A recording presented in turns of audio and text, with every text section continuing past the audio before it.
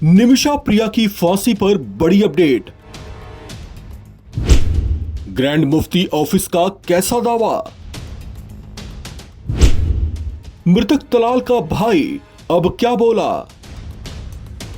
Yemen में फांसी की सजा पा चुकी भारतीय महिला निमिषा प्रिया को मौत की सजा से बचाने के लिए हर तरह से प्रयास किए जा रहे हैं। भारतीय नर्स निमिषा प्रिया यमन में एक शख्स तलाल अब्दो महदी की हत्या के मामले में दोषी हैं। इसी जुर्म में उन्हें फांसी की सजा मिली है। भारत में उनका परिवार, कई सामाजिक संगठन, कुछ बड़े बिजनेसमैन, केरल के एक बड़े मुस्लिम धार्मिक नेता ग्रैंड मुफ्ती अबू बकर और यहां तक कि यमन में पैगंबर मोहम्मद साहब के वंशज शेख हबीब उमर बिन हाफिज भी अपनी ओर से निमिषा प्रिया के प्राणों को बचाने की कोशिशों में लगे हुए हैं। शेख हबीब उमर बिन हाफिज पैगंबर मोहम्मद साहब के वंशजों में गिने जाते हैं और उनके पूर्वजों का संबंध पैगंबर के नवासे हजरत हुसैन बिन अली से बताया जाता है। यमन में ये वो बड़े शख्स हैं जिनके आदेश को वहां के लोग बाअदब स्वीकार करते हैं। यमन की जनता और सरकार के बीच भी शेख हबीब उम्र की खूब चलती है। लेकिन निमिषा प्रिया केस में मारे गए शख्स तलाल अब्दो महदी का भाई अब्देल फतह महदी अभी भी अपने रुख पर कायम है। उसके परिवार ने जता दिया है कि उनके परिवार का मूड निमिषा प्रिया को माफ करने का कतई नहीं है। उनका यह बयान निमिषा के परिवार के लिए बहुत बड़े झटके जैसा है, क्योंकि अब तक उन्हें बचाने की कोशिशों में जुटे संगठन, कुछ उद्यमी और उनके परिवार को यही आस थी कि तलाल के परिवार का दिल पसीज जाएगा और वे मान जाएंगे। लेकिन तलाल के भाई अब्देल फतह महदी का ऐसा बयान आने के बाद उम्मीदें अब कुछ टूटने लगी हैं। अब्देल ने साफ कर दिया है कि उनके भाई तलाल का खून बेचने के लिए नहीं है, यानी उसने किसी भी सूरत में ब्लड मनी या मुआवजे की राशि के बदले निमिषा को फांसी की सजा से मुक्त करने से इनकार कर दिया है। उसकी ओर से यह बयान ऐसे समय पर आया है जब बड़े मुस्लिम धार्मिक नेता ग्रैंड मुफ्ती अबू बकर के ऑफिस ने यह दावा किया था कि निमिषा की फांसी की सजा माफ कर दी गई है। ये बातें सुनकर निमिषा का परिवार भी बेहद खुश हुआ था, लेकिन इसके कुछ ही घंटे के बाद विदेश मंत्रालय ने इस बात की पुष्टि की कि अभी ऐसी कोई आधिकारिक सूचना नहीं है। भारत के अटॉर्नी जनरल आर वेंकट रमणी ने सुप्रीम कोर्ट में बताया है कि निमिषा को सुरक्षित घर वापस लाने के प्रयास जारी हैं। इस मामले की अगली सुनवाई 14 अगस्त को होनी है। आपको बता दें कि निमिषा प्रिया को 16 जुलाई को ही फांसी की सजा दी जानी थी, लेकिन भारत के कूटनीतिक प्रयासों के चलते उनकी फांसी की सजा को कुछ दिनों के लिए टाल दिया गया था। उसके बाद से ही उन्हें बचाने के प्रयास हर स्तर पर तेज कर दिए गए हैं।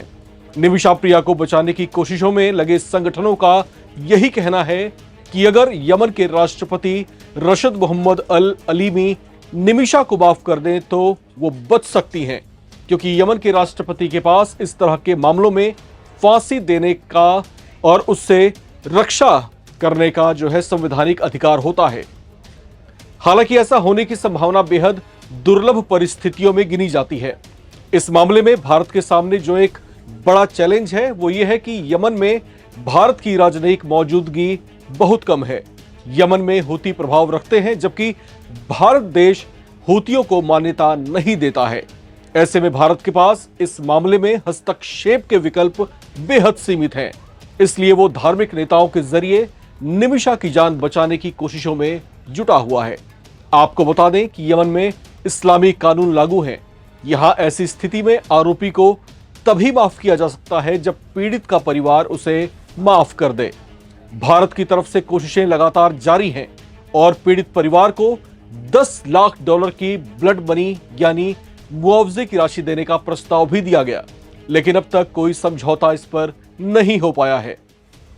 इस केस में एक अहम मोड़ तब आया जब 16 जुलाई 2025 को निमिषा को फांसी दिए जाने की तारीख तय कर दी गई थी, लेकिन ऐन वक्त पर मौत की सजा को रोक दिया गया। माना जा रहा है कि ये रोक भारत सरकार, धार्मिक नेताओं और यमन के सूफी स्कॉलर शेख हबीब उमर बिन हाफिज जैसी हस्तियों की कोशिश से संभव हो पाई।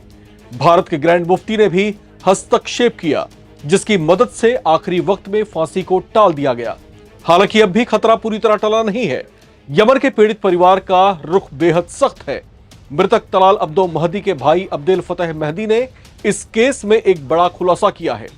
अब्देल ने दावा किया है कि उनका भाई तलाल न सिर्फ निमिषा का बिजनेस पार्टनर था बल्कि दोनों ने शादी भी की थी। कुछ मीडिया रिपोर्ट्स के मुताबिक अब्देल ने बताया था कि निमिषा प्रिया ने तलाल से दूसरी शादी की थी, जबकि भारत में वो पहले से ही शादीशुदा थी और उसका बच्चा भी था। अब्देल ने साथ ही इस पूरे मामले की मीडिया कवरेज पर भी नाराजगी जताई थी। उसने कहा था कि निमिषा प्रिया को ऐसे दिखाया जा रहा है जैसे वो कोई मासूम हो। उन्होंने कहा कि सब के सब एक ऐसा माहौल तैयार करने की कोशिश कर रहे हैं जैसे उस पर कितना जुल्म होने जा रहा है। अब्देल ने कहा था कि ये बात भूलनी नहीं चाहिए कि ये वही निमिषा प्रिया है जिसने पहले तलाल को बेहोशी के इंजेक्शन से ओवरडोज देकर उसकी जान ले ली और फिर उसके टुकड़े टुकड़े कर उसे पानी की टंकी में ठिकाने लगाने की कोशिश की थी। अब्देल ने कहा कि यह जघन्य अपराध है जिससे उसका परिवार उसे कभी बख्शेगा नहीं, कभी माफ नहीं करेगा। जबकि ये दिखाने और जताने की कोशिशें की जा रही हैं जैसे तलाल का परिवार ही कितना निर्दयी है और ब्लड मनी के मुआवजे को स्वीकार नहीं कर रहा। इस पूरे मामले में पिछले कुछ 40-45 दिनों में जो लगातार बड़ी अपडेट्स आ रही हैं उसने यमन से लेकर भारत तक में चर्चाएं बेहद तेज कर रखी हैं। सवाल उठ रहे हैं कि क्या निमिषा प्रिया की जान बख्शी हो पाएगी? क्या तलाल अब्दो महदी का परिवार का दिल जो है पसीज जाएगा और वो निमिषा प्रिया को माफ करेगा? क्या मोहम्मद पैगंबर साहब के जो वंशज हैं, जिनका बहुत नाम है, बहुत रुतबा है यमन में, जिनकी बात को कोई काटता नहीं है, क्या तलाल का परिवार उनकी बात को स्वीकार करेगा? ये तमाम ऐसे प्रश्न हैं जो इस समय गरमाए हुए हैं। बहरहाल यहां पर एक बात स्पष्ट है कि निमिषा प्रिया जघन्य अपराध में दोषी है जिसमें उन्हें फांसी की सजा मिली थी।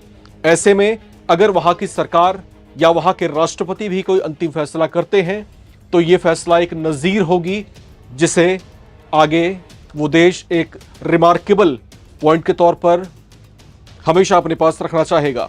लेकिन ऐसी स्थिति में किसी की जान बख्श पाना बेहद कठिन भी दिखाई देता है। बहरहाल इस रिपोर्ट में इतना ही। नमस्कार।